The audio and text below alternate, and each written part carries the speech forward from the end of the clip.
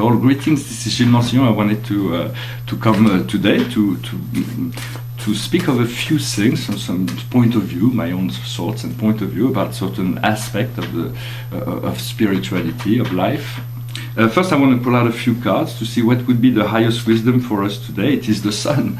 The highest wisdom for us is to integrate the sun. We are the sun. We are the nature. Our true nature is the sun. Yet we are learning through the moon, through the mother, through but the sun is the true self. It is the power. It is the guardian of the collective soul, and the sun in the tarot is the fulfillment of the greatest fulfillment. And here it is the archangel Uriel. So you can always use the silver light of Uriel to eliminate all emotion, or to transmute, to cut out all those things that you need to cut out. It says life is marvelous. Fulfill yourself through positive thoughts, ideas that leads to success. So it is all that which that we are looking for that can be manifested. What we need to understand is the Six of Ariel. She says she's a beautiful goddess and archangels under a tree. It says your material means are fulfilled in unexpected ways, as by magic. Sign of kindness, giving and receiving with gratitude, and with gratitude. So it is about being, it is about receiving, and what we need to do is the 10 of Michael. So it is very much an end of a cycle, a great end. It is over. You are finally free. Happiness is awaiting you. Let the past behind you. So it is important to move forward, not to let go of all the past in order to embrace what is in the future. And the general message for us is a wonderful card. It's the 10 of Raphael. It is the 10 of Cups. It is satiety.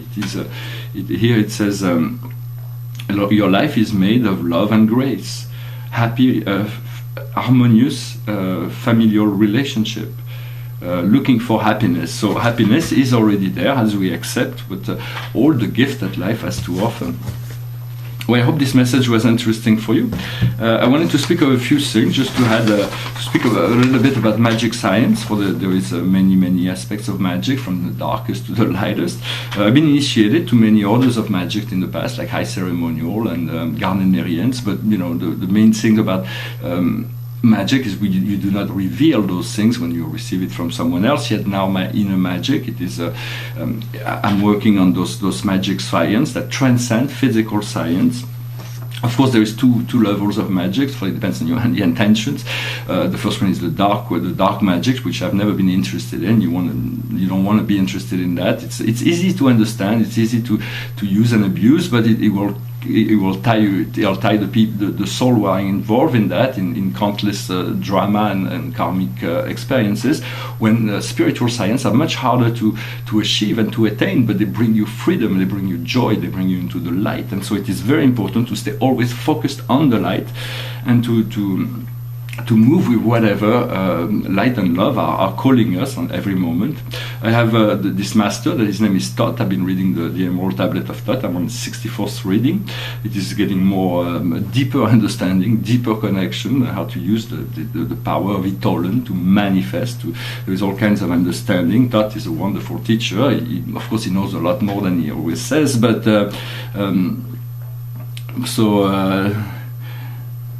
So yeah, I've been also working with other masters, like Zeus has been teaching me a lot of things about how to bring in this higher light, how to make it, to bring in this higher light from above. And I'm working with Horus as well. For Horus, I recommend that you ask Horus to see through his eyes, or to just look through the eye of Horus, and you will see a lot of cause and effect, a lot of inner insights. For Horus sees many things. My main teacher in this magical process of training is Lord Merlin. He's an ascended master who works with natural forces and elementals. For we want to be aligned with law. We want to be in this process of magic. We utilize law to accelerate the process of evolution. And everything is order in the universe. Everything is law. Everything follows the divine will of God, which is Thoth knows that. Speak as the word, but I will use the verb. The verb is the flame is the manifestation of the word, and the flame is the essence of the soul that is growing and changing every day. And yet it is only one great flame that is we all cells in the process of growth of that flame. sacred fire. So there is great things to be understood when in relationship to magic, is to understand the logos, to understand the symbols, to get the keys to higher truths, to higher wisdom, to higher powers, for the highest good of all, always. There are magical formula like abracadabra, which means and so it is. But in essence, all the sacred sites, if we can connect psychically to all the sacred sites within the earth, they can also reveal a great deal of memories and empowerment. And the planets also have great I use those paintings behind me. It's my astrology, and it shows that we all have small planets in all the constellation of the zodiac, and some of those planets are very powerful, but they're mostly unknown, so we cannot understand really sometimes what's going on in astrology, because these small planets that we don't know, even beyond that, even could have a paramount influence on what's going on, but since we don't know about it, we try to attribute something else to other planets and such. So those small planets are very powerful, and even all the planets, you want to communicate with the planet, know that they are your assistant in your growth process. For they all follow the law of one. They all follow the law of evolution, the law from darkness into light. So, and that's what you want to use, that law, that power, to be free, to free yourself.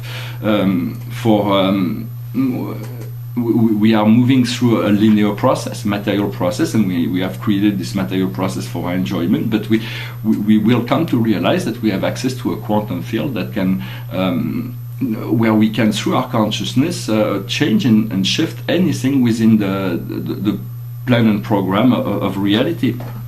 And that is really what gives us this access, this power, to always follow the flame, to follow the inner guidance, to follow the inner voice, accepting joy and freedom as the only direction, the create a paradise situation of within yourself. For paradise is the center of the cosmos. It is an ancestral universe, so to speak.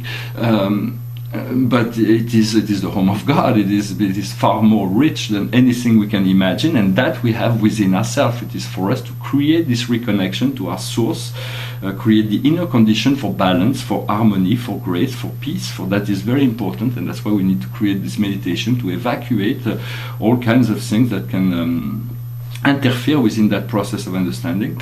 I was in Sri Lanka for 3 weeks, and I had some time. I finished the Quran. I thought it was a wonderful book. It connects me to this great, wonderful consciousness that is Allah. It is a vast consciousness. It is God, the Lord of Sirius, as he calls himself. To me, it is a brother of my father, so it is a family relationship that I have. Yet all divinity outside of me are reinforcing this ability to discover my own divinity, for that is really what you're seeking to develop, to honor. And the primary way is your own inner divinity, and for that you do what you best you can to open your heart, to clear to keep your body clean, and to open yourself to whatever life is teaching you day after day.